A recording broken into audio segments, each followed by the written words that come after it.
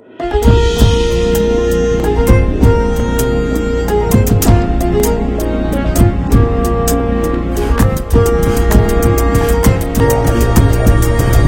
የፈታ ቤተሰቦች የከበረ ሰላምታችን በእያላችሁበት ይድረሳችሁ።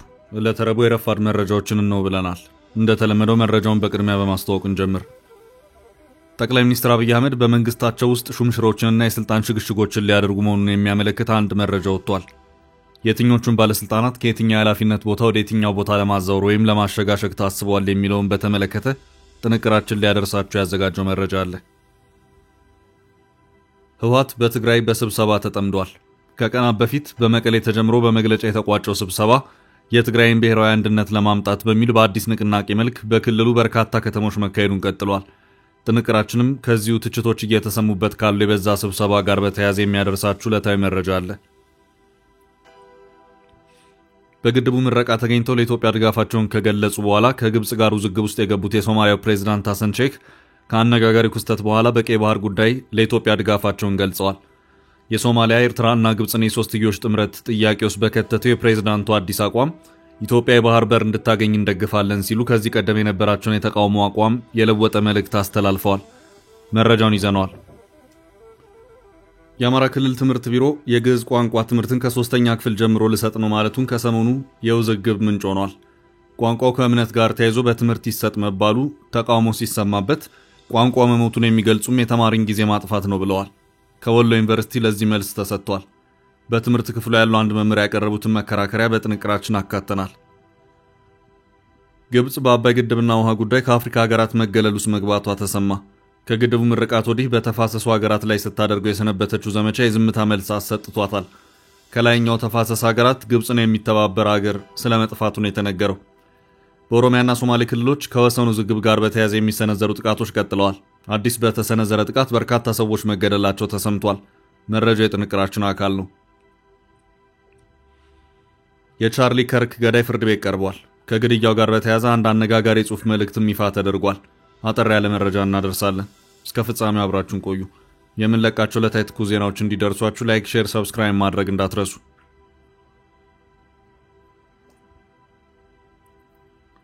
በመሃል አዲስ አበባ ጀሞ 1 ግንባታቸው 90% የተጠናቀቁ አፓርታማ ቤቶችን በ10% ቅድመ ክፍያ ብቻ ከዳኮርድ ሪል ስቴት ከ4 ወር እስከ 1 ዓመት ድረስ ጥንቅቅ ብለው የሚረከቧቸውን ቤቶች ከ623 ሺህ ብር ቅድመ ክፍያ ጀምሮ አቀረብንላችሁ። ባለ 1 ባለ 2 እና ባለ 3 መኝታ ቤቶችን ከ80 ካሬ እስከ 135 ካሬ ድረስ 10% ብቻ ከፍለው በወራት ውስጥ ቤቶን ይረከቡ። ዘመናዊ አፓርታማው የከርሰ ምድር ውሃ፣ ሰፊ ቴራስ፣ በቂ ልጆች መጫወቻ እንዲሁም በቂ መኪና ማቆሚያ የተሟላለት ነው። ይምጡ ይጎብኙን። በወራት የሚገቡበትን ቤቶን ገዝተው ይመለሳሉ። 70/30 የብድር አገልግሎትም ማዘጋጅተናል። ለበለጠ መረጃ በ0911057674 ይደውሉ። ዳኮርድ በልዩነት የተገነባ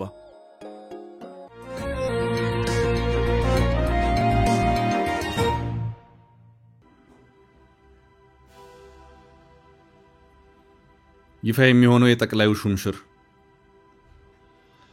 ጠቅላይ ሚኒስትር አብይ አህመድ በከፍተኛ ባለስልጣኖቻቸው ደረጃ ሹምሽሮችን ሊያደርጉ መሆኑን የሚያመለክት አንድ መረጃ ወጥቷል። ለውጡን ተከትሎ የጠቅላይ ሚኒስትርነቱን ቦታ የተረከቡት ጠቅላይ ሚኒስትር አብይ አህመድ በዚያው ሰሞን ተከታታይነት ያላቸውን የአንዳንድ ሚኒስትሮች ለውጦች ያደረጉ መሆኑ የሚታወስ ሲሆን ከዚያ በኋላ ግን ብዙም የጎሉ የአመራር ወይም የሚኒስትሮች ለውጦች ወይም ሽግሽጎች ሳይታዩ ቆይተዋል። የመረጃው ምንጭ የሆነው አፍሪካ ኢንተለጀንስ ሰሞኑን ባሰራጨው ዘገባ እንዳመለከተው ከሆነ ደግሞ ጠቅላይ ሚኒስትሩ በከፍተኛ ባለስልጣኖቻቸው በኩል የተወሰኑ ለውጦችን ለማድረግ እየተዘጋጁ ነው። ከዚህ ቀደም የኢትዮጵያ ብሔራዊ ባንክ ገዢ የነበሩት አቶ ማሞ ምህረቱ ኃላፊነታቸውን መልቀቃቸውን ተከትሎ በእሳቸው ምትክ የፕላንና ልማት ሚኒስትር የነበሩት ዶክተር ፍጹም አሰፋ የብሔራዊ ባንክ ገዢነቱን ቦታ የተረከቡ መሆኑ የሚታወስ ነው። የመንግስት ኮሚኒኬሽን አገልግሎት ሚኒስትር የነበሩት ዶክተር ለገሰ ቱሉ ከሳምንታት በፊት ከኃላፊነታቸው የተነሱ መሆኑ የሚታወስ ሲሆን እንደ አፍሪካ ኢንተለጀንስ ዘገባ ከሆነ ጠቅላይ ሚኒስትር አብይ አህመድ ይህን የኃላፊነት ቦታ ለመስጠት 2 ሰዎችን ታሳቢ አድርገዋል። በዚህ ቦታም በአሁኑ ሰዓት በኬንያ ኢትዮጵያ አምባሳደር ሆነው እያገለገሉ ያሉትን አምባሳደር ባጫ ደበሌን እንደዚሁም ዘሪሁን አሰፋ የተባሉ ሰውን ለመተካት የታሰበ መሆኑን ይሄው የአፍሪካ ኢንተለጀንስ ዘገባ አመልክቷል። ከሁለቱ ሰዎች አንደኛው የመንግስት ኮሚኒኬሽን አገልግሎት ሚኒስትርነትን ቦታ ይረከባል ተብሎ ይጠበቃል። ዘገባው ከዚህም በተጨማሪ የኃላፊነት ሽግሽጉ በአሁኑ ሰዓት የብሔራዊ መረጃና ደህንነት አገልግሎት ዋና ዳይሬክተር ሆነው እየሰሩ ያሉትን አምባሳደር ሬድዋን ሁሴንን ጭምር የሚመለከት መሆኑንም አክሏል። ሬድዋን አሁን ወዳሉበት የብሔራዊ መረጃና ደህንነት አገልግሎት ዋና ዳይሬክተርነት ከመዛወራቸው በፊት የጠቅላይ ሚኒስትሩ የብሔራዊ ደህንነት አማካሪ ሆነው ያገለገሉ መሆናቸው የሚታወስ ነው። በአሁኑ ሰዓት በአዲሱ ኃላፊነት ሽግሽግ ሬድዋን ወደ የትኛው ሌላ አዲስ ኃላፊነት እንደሚያመሩ ግን የታወቀ ነገር የለም። ቀድሞ ከነበሩበት የጠቅላይ ሚኒስትሩ የብሔራዊ ደህንነት አማካሪነት አሁን ወዳሉበት የብሔራዊ መረጃና ደህንነት አገልግሎት ኃላፊነት የተዛወሩት ጥር 30 ቀን 2016 ዓ.ም እንደነበር መረጃዎች ያመለክታሉ። ይህ አዲሱ ሹምሽርና የስልጣን ሽግሽግ የትኞቹን ተጨማሪ ኃላፊዎች እንደሚመለከት ግን የተብራራ ነገር የለም። እስካሁን ባለው ሁኔታ በዚህ ዙሪያ በመንግስት የተባለ ነገር የለም።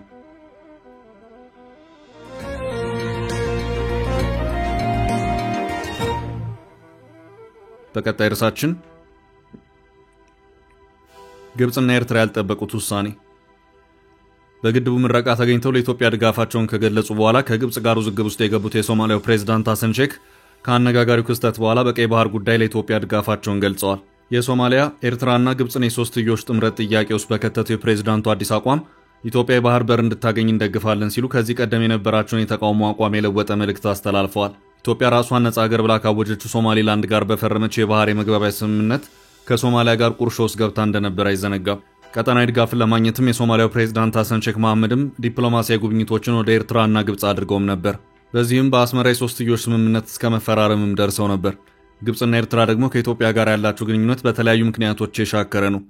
በግብጽና በኢትዮጵያ መካከል ያለው ግንኙነት በታላቁ የህዳሴ ግድብ ግንባታ አማካይነት ለዓመታት ሻክሮ ቆይቷል። ኤርትራ ከቀይ ባህር ጋር በተያያዘ እንዲሁ የተለያዩ ክሶችን በማቅረብ ላይ ትገኛለች። የሶማሊያና ኢትዮጵያ ውጥረት በአንካራው ስምምነት ቢረግብም ግንኙነቱ ባለየ ሁኔታ ነበር የቆየው። የሶማሊያው ፕሬዝዳንት ሐሰን ሼክ ለአል አረቢያ በሰጡት ቃል ከዚህ ኤርትራና ግብጽ ስምምነት እያፈገፈጉ መሆናቸውን ጠቁመዋል። ይህ የፕሬዝዳንቱ አዲስ አቋም የአንካራው ስምምነት ሙሉ ለሙሉ ተፈጻሚነት ላይ ትልቅ እርምጃ መሆኑ ነው የተመላከተው። ሐሰን ሼክ ሶማሊያ ኢትዮጵያና የግብጽ ወዳጅ ሀገር ናት፣ ረጅም ድንበር፣ ተመሳሳይ ህዝብ፣ ባህል፣ ቋንቋና ታሪክ ከምንጋራት ጎረቤት ኢትዮጵያ ጋር አጋጥሞን የነበረውን ችግር እልባት አበጅተን ግንኙነታችንን እያጠናከርን ነው ብለዋል። ፕሬዝዳንቱ በተመሳሳይ ግብጽ የሶማሊያ ስትራቴጂክ አጋር ነች። ግብጽ ኢትዮጵያ በአባይ ባጠናቀቀችው ግድብ ቅሬታ አላት። በግድቡ ምረቃ የኢትዮጵያ ጠቅላይ ሚኒስትር አብይ አህመድ ግድቡ የታችኞቹን የተፋሰሱ ሀገራት አይጎዳም፣ በውሃ ጉዳይ ላይ ስጋት አለኝ የሚል አካል ካለ ግን ቀርበን ለመነጋገር ዝግጁ ነን ብለዋል ሲሉ ተናግረዋል። ከሁለቱ ሀገራት ጋር ጠንካራ ግንኙነት ያላት ሶማሊያ ሁለቱ ሀገራት ተቀራርበው በጠረጴዛ ዙሪያ ለችግሩ ዘላቂ መፍትሄ እንዲያበጁ እያሳሰበች ሁለቱን ወገኖች ለማቀራረብ ዝግጁ መሆናችንን ገልጸንላቸዋል ሲሉ ፕሬዝዳንቱ አብራርተዋል። የሶማሊያው ፕሬዝዳንት ሐሰን ሼክ መሐመድ በዚሁ ቃለ ምልልስ ኢትዮጵያ በሰላማዊና በዲፕሎማሲያዊ መንገድ የባህር በር መውጫ የመፈለግ መብቷን እንደግፋለን ብለዋል። ፕሬዝዳንቱ አክለውም የኢትዮጵያ የባህር በር ፍላጎት በዓለም አቀፍ ሕግ ማዕቀፍ ውስጥ አዲስ አይደለም፣ ማንኛውም ሀገር ዓለም አቀፍ ሕጎችና አህጉራዊ ስምምነቶችን እስካከበረ ድረስ ጥቅሙን ለማስጠበቅ ሊጠቀምባቸው የሚችላቸው እውቅና ያላቸው ዘዴዎችና አካሄዶች አሉ ብለዋል። ሶማሊያ በእነዚህ ህጋዊ መንገዶች በሰላማዊና ዲፕሎማሲያዊ መንገድ ከተከተለች ኢትዮጵያ ይህን ለማሳካት እንደምትችል ተስፋ አለን፣ ሐሳቡን እንደግፋለንም ብለዋል። ፕሬዝዳንቱ የሶማሊያ አቋም ጽኑና ግልጽ ነው ሲሉ አብራርተዋል። በቀይ ባህር አዋሳኝ ሀገሮች የጸጥታና የኢኮኖሚ ፍላጎት ያላቸው ሀገሮች መረጋጋትን በሚያመጡና ሁሉን የሚያገለግሉ የጋራ መግባባቶች እንዲፈጠሩ በውይይት በመግባባትና ትብብር እንዲያደርጉ ጠይቀዋል። አለመግባባቶች የሚፈቱት በውይይት በመደራደርና መግባባትን በመከተል ነው። ይህ የሶማሊያ ጽኑ አቋም ነው ብለዋል።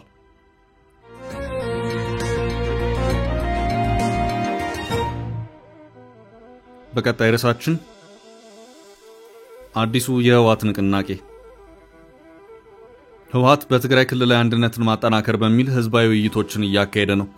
ውይይቶቹ ከቀናት በፊት የተጀመሩ ሲሆኑ ዛሬም ድረስ ቀጥለዋል። በመቀሌ መካከለኛና ከፍተኛ የመንግስት አመራሮች ጋር ተደርጓል በተባለው ውይይት ከቀናት በፊት በመግለጫ የተጠናቀቀ ሲሆን ከዚያ በኋላም ይሄ ውይይት ወደ ወረዳዎች ወርዶ በክልሉ የተለያዩ ከተሞችና የገጠር ቀበሌዎች ሳይቀር እየተካሄደ መሆኑን መረጃዎች እያመለከቱ ነው። ህዝባዊ አንድነትን ለማምጣት በሚል እየተካሄደ የሚገኘው ይሄው ተከታታይነት ያለው ውይይት ውፍሪ ብሔራዊ አሃድነት ወይም የብሔራዊ አንድነት ዘመቻ የሚል ስያሜ የተሰጠው ይሄው ንቅናቄ በመቀሌ፣ በእንጢጮ፣ በአዲግራት፣ በሽሬ፣ በሐውዜን፣ በእንዳባጉና፣ በሽራሮ፣ በአቢያዲና በሌሎች በርካታ ወረዳዎችና ከተሞች እየተካሄደ ነው። ይሄው የትግራይን ብሔራዊ አንድነት እናምጣ በሚል ዘመቻ በክልሉ እየተካሄደ ያለው ንቅናቄ በትግራይ ልዩነቶች እየሰፉ በሄዱበት ወቅት እየተካሄደ ያለ ስብሰባ ነው። ትግራይን መሰረት አድርገው በተቃዋሚ ፓርቲነት የሚንቀሳቀሱ የፖለቲካ ኃይሎች የትግራይ ፖለቲካ ምህዳር እንዲሰፋና አሳታፊ እንዲሆን እየጠየቁ ይገኛሉ። የህወሓት የበላይነት አክትሞ ሁሉን አቀፍ ክልላዊ ሽግግር መንግስት የሚጠይቁ ፓርቲዎችና ሲቪክ ማህበራትም ጭምር ድምጻቸውን እያሰሙ ናቸው።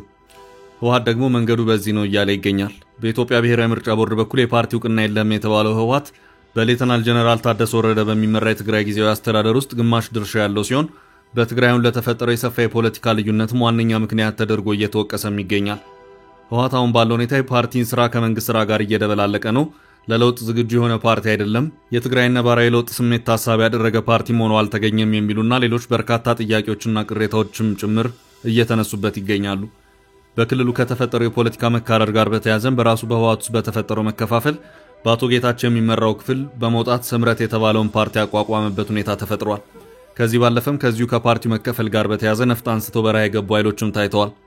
በጀነራል ታደሰ ወረደ የሚመራ የትግራይ ጊዜያዊ አስተዳደር በአሁኑ ሰዓት በትግራይ ለተፈጠረው ችግር መፍትሄ ለማበጀት ክልላዊ ብሔራዊ መግባባትን መፍጠር ያስፈልጋል በሚል ይህንን ጉዳይ የሚመለከት ራሱን የቻለ አካል ያቋቋመ ሲሆን ክልሉን ትኩረት አድርገው የሚንቀሳቀሱ ተቃዋሚ ፓርቲዎች ግን ስልጣንን ለማራዘም የሚደረግ ጥረት አካል እንጂ ሐቀኝነትና ቁርጠኝነት የታየበት አይደለም በማለት አጣጥለውታል።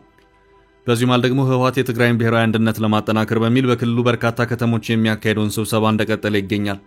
ህወሓት ተከታታይነት ባላቸው መግለጫዎች ተጠምዶም ይታያል።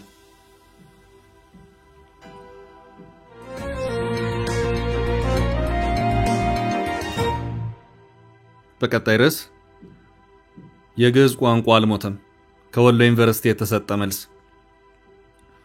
የአማራ ክልል ትምህርት ቢሮ የግዕዝ ቋንቋ ትምህርትን ከ3ኛ ክፍል ጀምሮ ልሰጥ ነው ማለቱን ከሰሞኑ የውዝግብ ምንጭ ሆኗል። በተለይ የደሴ ከተማ እስልምና ጉዳዮች ምክር ቤት እቅዱን እንደሚቃወም ማሳወቁ ይታወሳል። ይህን ተከትሎ ግራና ቀኝ ክርክሮች ቀጥለዋል።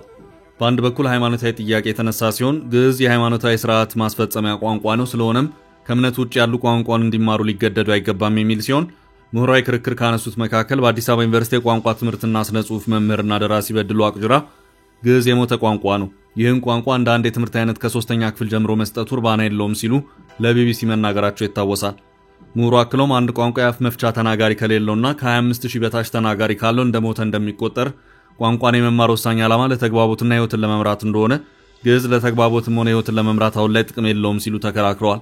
ለባለሙያው የሚሆን ምላሽ ከወሎ ዩኒቨርሲቲ ተሰጥቷል። የወሎ ዩኒቨርሲቲ ግዕዝ ቋንቋና ስነ ጽሑፍ ትምህርት ክፍል መምህር ይባቤ ፈቀደ ግዕዝ የሞተ ቋንቋን የሚሉ ሰዎች የተሳሳቱ ናቸው ብለዋል። አረብኛም ግዕዝም የሴሜቲክ ቋንቋዎች ናቸው፣ እየተነሳ ያለው ተቃውሞ ከግንዛቤ እጥረት የመነጨ ነው ማለታቸውን የቲክቫ ኢትዮጵያ ዘገባ አመልክቷል።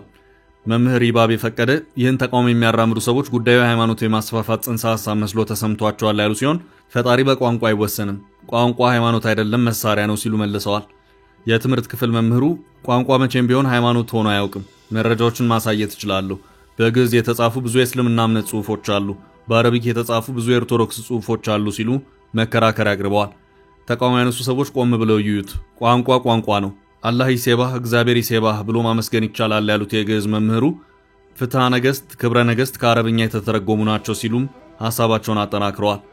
ሞተ ለተባለው በሰጡት መልስ አንድ ቋንቋ ሞተ የሚባለው የሚጽፈው የሚያነበውና የሚናገረው ሲያጣ ነው። ግዕዝ ግን በዚያ ደረጃ አይደለም፣ በሰፊው የሚናገረው የሚጽፈውና የሚያነበው አለው ማለታቸው ተዘግቧል። መምህሩ የግዕዝ ቋንቋ ለሀገር ብቻ ሳይሆን ለዓለም ሁሉ ጥቅም እንደሚውል ያስረዱ ሲሆን ከኢትዮጵያ ውጭ ከ25 በላይ ዩኒቨርሲቲዎች ግዕዝን በስርዓተ ትምህርታቸው አካተው እየሰጡ መሆናቸውን ተናግረዋል። ግዕዝ በሀገር ደረጃም በዩኒቨርሲቲዎች እየተሰጠ መሆኑን ከ3 ባች በላይ ትምህርቱን የተከታተሉ መመረቃቸውን አንስተዋል። የግዕዝ ቋንቋ የኢትዮጵያ ቀደምት እውቀቶች ተጠብቀው የተቀመጡበት መሆኑን ጠቅሰው ተከራክረዋል። ሀገሪቱ አንድነቷንና ነጻነቷን ጠብቃ እንድትኖር የቀድሞ ነገስታት ያስተዳድሩበት የነበረ የአስተዳደር ስልት በግዕዝ ውስጥ ተከትቧል ያሉት መምህሩ ስለዚህ እነዚህና መሰል ጥቅሞች እንዳሉት ልብ ልንል ይገባል ማለታቸውን የቲክቫ ዘገባ አመልክቷል።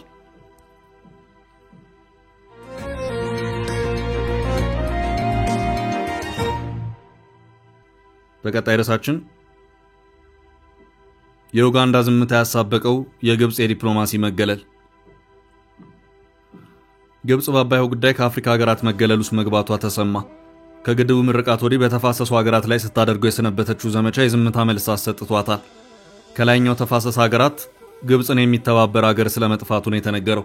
በተለይ አጋር ትሆነኛለች ያለቻት ኡጋንዳ አሁንም በዝምታዋ ገፍታለች። ከግድቡ ምርቃት በፊት የኡጋንዳ ፕሬዝዳንት ዩዌሪ ሙሴቬኒ ካይሮ ላይ ተገኝተው እንደነበር ይታወሳል። ፕሬዝዳንቱ የግድቡ ምርቃት ተጋባዥ የነበሩ ሲሆን በስነ ስርዓቱ ላይ ግን ሳይገኙ ቀርተዋል። ግብጽ ኡጋንዳን አግባብቻለሁ ብላ በምታስብበት በዚህ ጊዜ ሀገሪቷ ለካይሮ የዝምታ መልስ መስጠቷን ቀጥላለች። ሙሴቬኒ ካይሮ ላይ ከነበራቸው ቆይታ በኋላ በአባይ ውሃ ጉዳይ አሁን ትብብር እንዲደረግ እንጂ የኋላ የቅኝ ግዛት መብትን ማንሳት ጊዜው እንዳለፈበት አሳስቦ ነበር። ግብጽና ሱዳን እንደ አውሮፓ አቆጣጠር በቅኝ ዘመን የተፈረመውን የ1929 እና የ1959 ሰነድ በማንሳት በውሃው ላይ ባለመብት መሆናቸውን ያነሳሉ። ይህ ክርክር ግን አሁን ላይ ግድቡን አጠናቃ ውሃውን መቆጣጠር በቻለች ኢትዮጵያ እርምጃ ተግባራዊነቱን አጥቷል። ግብጽ ኡጋንዳን በአቋሙ አብራት እንድትሆን በተደጋጋሚ ብትጠይቅም ሙሴቬኒ በግብጽ ከነበራቸው የ3 ቀን ቆይታ ወዲህ ለካይሮ ጥያቄ መልስ ላለመስጠት መወሰናቸውን የተዘገበው። ካምፓላ በግድቡና በውሃው ገለልተኛ አቋም ለመያዝ መምረጧ በቀጠናው የግብጽ ውትወታ ሰሚ ማጣቱን ያመላከተ ነው ተብሏል። ተንታኞች የኡጋንዳ ዝምታ በራሱ መልእክት ነው ይላሉ። ግብጽ የአባይ ተፋሰስ የላይኛው ሀገራት ላይ ከዚህ መልስ ልትተማመን እንደማትችል ያንጸባረቀ አቋም ነው ብለውታል።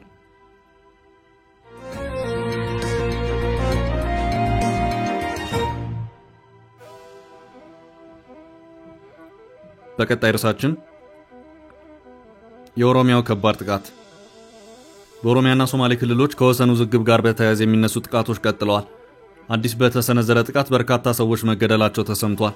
በቆዳ ስፋቱ ከሀገሪቱ ቀዳሚውን ስፍራ የሚይዘው የኦሮሚያ ክልል ከሁለተኛው ሰፊ የሶማሌ ክልል ጋር የሚያዋስነው 1410 ኪሎ ሜትር ድንበር አለው። ይህ ድንበር ግን ክልሎቹ አሁን ያሉበትን ቅርጽ ይዘው ከተመሰረቱበት ጊዜ አንስቶ ውዝግብ አያጣውም። ውዝግቡን ፈቶ ወሰኖቹን መልክ ለማስያዝ ታስቦም ህዝበ ውሳኔ ከ400 በሚበልጡ ቀበሌዎች በጥቅምት ወር 1997 ዓ.ም ተደርጓል። በህዝበ ውሳኔው መሰረት ከ80 በመቶ በላይ የሚሆኑ ቀበሌዎች በኦሮሚያ አስተዳደር ስር እንዲጠቃለሉ የተወሰነ ቢሆንም የወሰን ማካለል ስራው ተግባራዊ ሳይሆን ቀርቷል። ይህም በየጊዜው ለሚነሱ ግጭቶች አባባሽ ምክንያት መሆኑ ይነገራል። ባለፈው ሐምሌ ወር መጨረሻ የተላለፈውን የወሰን ማካለል ውሳኔን ተከትሎ ተቃውሞዎች ሲሰሙ የቆየ ሲሆን ከዚህ ውሳኔ ጋር በተያያዘ በተሰነዘሩ ጥቃቶች የበርካታ ሰዎች ህይወት ማለፉን ተዘግቧል። ይሄው የወሰን ውዝግብ ውስጥ በሚገኙት ክልሎቹ ረቡዕ ነሐሴ 20 በተሰነዘረው ጥቃት የ3 ሰዎች ህይወት ማለፉ ይታወቃል። ጥቃቱ የተፈጸመው ከሶማሌ ክልል በተሻገሩ ታጣቂዎች መሆኑ ተዘግቧል። አዲስ በተሰነዘረ ሌላ ጥቃትም የ5 ሰዎች ህይወት ማለፉን የተገለጸው በኦሮሚያ ክልል በምስራቅ ሐረርጌ ዞን ጭናቅሰን ወረዳ፣ በምዕራብ ሐረርጌ ዞን ዶባ ወረዳ መስከረም 1 ቀን የሶማሌ ክልል የጸጥታ ኃይል አባላት ናቸው የተባሉ አካላት በፈጸሙት ጥቃት የ5 ሰዎች ህይወት ማለፉን ዋዜማ ዘግቧል። በጥቃቱ ህይወታቸው ያለፈው የጭናቅሰን ወረዳ ነዋሪዎች መሆናቸውን ያስረዱት ምንጮች በሌሎች 6 ሰዎች ላይ ደግሞ ከባድና ቀላል የአካል ጉዳት መድረሱን ገልጸዋል። ጳጉሜ 5 ላይም በዶባ ወረዳ ኩርቱ መቱ ቀበሌ የታጠቁ ኃይሎች ባደረሱት ጥቃት ቁጥራቸው በውል ያልታወቀ ሰዎች አካላዊ ጉዳት ደርሶባቸዋል ተብሏል። ከአንድ ወር ከ15 ቀናት በፊት በኦሮሚያና ሶማሌ ክልሎች አዋሳኝ የሚገኙ 14 ወረዳዎች ወደ ሶማሌ ክልል መካለላቸውን ተከትሎ በኦሮሚያዎቹ ምስራቅ ቦረናና ቦረና ዞኖች በተለይም በነጌሌ ቦረና፣ ያቤሎና ሌሎች ከተሞች ከፍተኛ ህዝባዊ ተቃውሞ መቀስቀሱ የሚታወስ ነው። ይህን የአስተዳደር መዋቅር ኦብነግ፣ ኦነግና ኦፌኮ በይፋ መግለጫ ማውገዛቸውን አይዘነጋም። ኦፌኮ የሶማሌ ክልላዊ መንግስት ሞያሌ ከተማን ጨምሮ በቅርቡ ይፋ ያደረገው አዲስ የወረዳ አወቃቀር ትንኮሳና የኦሮሚያ ግዛትን የመንጠቅ አካሄድ ነው በማለት አውግዟል።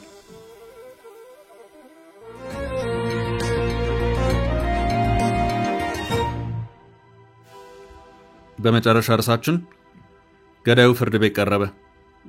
የቻርሊ ከርክ ገዳይ ፍርድ ቤት ቀርቧል። ከግድያው ጋር በተያያዘ አንድ አነጋጋሪ ጽሑፍ መልእክትም ይፋ ተደርጓል። የዩታ ግዛት አቃቤ ሕጎች በቻርሊ ከርክ ግድያ የተጠረጠረው ታይለር ሮቢንሰን የሞት ቅጣት እንዲፈረድበት እንጠይቃለን አሉ። ተጠርጣሪው ለመጀመሪያ ጊዜ በቪዲዮ ፍርድ ቤት የቀረበ ሲሆን ከባድ ወንጀል መፈጸሙን የሚጠቁሙ ማሳያዎችም ተይዘውበታል። ለጥላቻ በቂ ምክንያት አለኝ በሚል ለቤተሰቦቹና ጾታውን ከወንድ ወደ ሴት ለቀየረው አጋሩ ሐሳብ መስጠቱንም ዳኞች አረጋግጠዋል። በብዛት የተገኙት ማስረጃዎች ከቤተሰቦቹና ጓደኞቹ ጋር ካደረጋቸው ውይይቶች እንደሆነም ተብራርቷል። የ2 ዓመቱ ተጠርጣሪ ታይለር ሮቢንሰን በ7 የህግ ጥሰቶች መወንጀሉም ተነግሯል። በክስ መስማት ሂደት ወቅትም ስሙን ከመግለጽ የተሻገረ ድምፅ አላሰማም። አሜሪካዊው ቀኝ ዘመም አክቲቪስት ቻርሊ ከርክን በመግደል ወንጀል ተጠርጥሮ በቁጥጥር ስር የዋለው ግለሰብ አብሮት ለሚኖረው ጓደኛው በላከው መልእክት ላይ መግደሉን ማመኑን አቃቤ ሕግ ገልጿል። አቃቤ ሕግ አክሎም በተጠርጣሪው ላይ 7 ክሶች እንደተመሰረተበት አስታውቋል። ማስታወሻው ቻርሊ ከርክን የመግደል አጋጣሚውን አግኝቻለሁ እናም ላደርገው ነው ይላል። ቻችን ለዛሬ ያዝንላችሁ ርዕሰ ጉዳዮች እዚህ ላይ ቋጨን። ላይክ፣ ሼር እና ኮሜንት በማድረግ ለቻናላችን ድጋፋችሁን መግለጽ እንዳትዘነጉ እያልን ከሌሎች መረጃዎች ጋር ደግመን እስክንገናኝ